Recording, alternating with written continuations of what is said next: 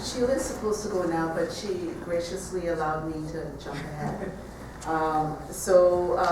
Again, my name is Natalie Wood, and I'm an artist, an educator, a curator, and I have another role now. I'm a mother. I keep talking about my roles keep expanding. My work is politically engaged and identity-based. I'm concerned essentially with two things. One, issues of representation, where I continue to interrogate representations of race, gender, sexuality within mass media, popular culture, and history. And two, I'm interested in disrupting or finding ways to challenge hegemonic systems. So the ultimate goal would be for me to use education, knowledge, and inspiration to do these things, and in particular looking at appropriations, juxtapositions, counter-appropriations, and always working to insert the Black feminist, queer, and diasporic identities into hegemonic historical narratives. So I'll begin. I usually start most of my talks with this young woman here. As she's packed in her suitcase, she has a ship that she somehow managed, or boat she somehow managed to pack in there, because I feel like a lot of what my experiences has been about movement, has been about shifting from one place to the other, about which roles do I adopt in particular situations. So I will begin with this piece of work. Oops, you guys have it on that time-based thing. This is called The Tree of Forgetfulness, and my work, Michelle talked about loss, and many of us talk about loss. This work references a moment in time when Africans, when they were being enslaved, part of the ritual that when they went through was to be taken around a tree which was called the Tree of Forgetfulness. And as they went around the tree, they were told, okay, with this revolution or with this circling, you will forget your land. With this movement around the tree, you will forget your family. With this movement around the tree, you forget your language, right? And so the process being to wipe us clean before we entered into the new world, where we would be reprogrammed. So I start with this because when I ask myself, why is it that I do work? Why is it that I do this artwork? And this is part of the reason being the loss, the erasure, and trying to find ways around that. Right? My art practice embraces three areas. So there's my artistic production, my community art projects, and my curatorial projects. I have 3 series within my artist production that I want to share. This first series is Letters to My Ancestors. So in this series, I was creating visual letters in a way to bridge the time gap, the space gap, the geographical gap, to my ancestors to ask questions. The questions, and within, so there's text within the work, and there's beading and mirrors, and the first piece is called The Crossing, and it was a piece that I created in discussion with Nobesi Phillips, and the other one is called Letters. The next series is called Relay, and most everyone here has talked about the Sum of the Gun, and this in a way was my response to the Sum of the Gun. And the exhibit where this piece of work, I looked at the Brer Rabbit tales, and I looked at those stories as a way of trying to find any kind of cultural knowledge that was passed on at that time within the stories that could be used in scenarios like we were experiencing at the time. So,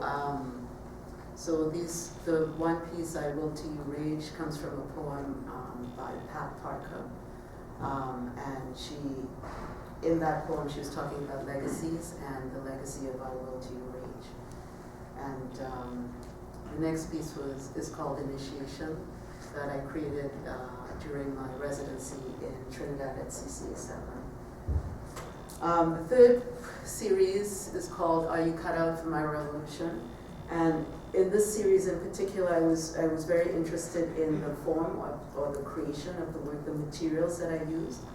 And I would take cardboard, which is brown, and I would whiten it, and then I would cut out brown subjects from the cardboard. And the cardboard meant very many things, including transportation, et cetera, and permanency, and questions around permanency and impermanency. 1 minute. This is my video performance, and these are the series here called Call Me Daisy. And many of these, Call Me Daisy was a situation where what if King Kong actually was not male, but was actually female, and then came out as lesbian, and then renounced his citizenship. So this is Call Me Daisy with the Canadian flag. Will is about legacy and references Pat Parker's poem as well. I would go to Baker's Bananagrams. I too did some research on Josephine Baker and wondered what would she say if she had an opportunity to turn those bananas, she had the bananas too, turn those bananas into bananagrams. So I did a video performance where I wrote some of the quotes that she has been known to have said, things that she has been known to have said, such as, I want a rainbow tribe, right? Or, the problem with whiteness. She talked about the problem with whiteness, and I wrote it, and then I gave it to people in the audience, which interestingly were mostly white people, older white people, and it was a little, but it was interesting. They took it as almost like a horoscope kind of thing, not horror, but astrological sign, and they actually went home with it, and hopefully eventually ate it. I'm wrapping up now. So my community art projects, these are some of my community art projects. The Church Street Mural Project is most recent, and the HIV AIDS poster project is most recent. Religion Can Protect You and the Church Street. Those are the actual couple under the piece that I made of them. I'm just about done. Curatorial Projects. So these are some of the amazing artists that I've worked with, and I feel honored to have worked with them. I curated Winsome. She was one of my first curatorial projects, really. Then I represent a number of you in the audience who are part of this show.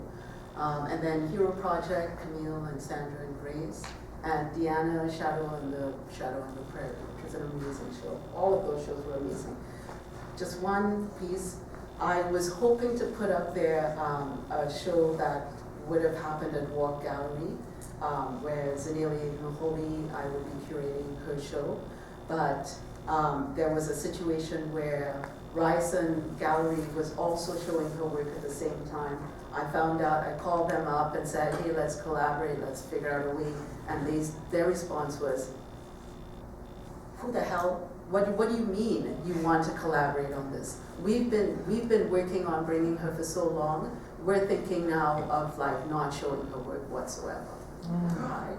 And so I went back to Walk and we discussed it and we decided to just leave it at that, and maybe in a couple more years we will bring Zanelia again. So which would lead me to my two questions.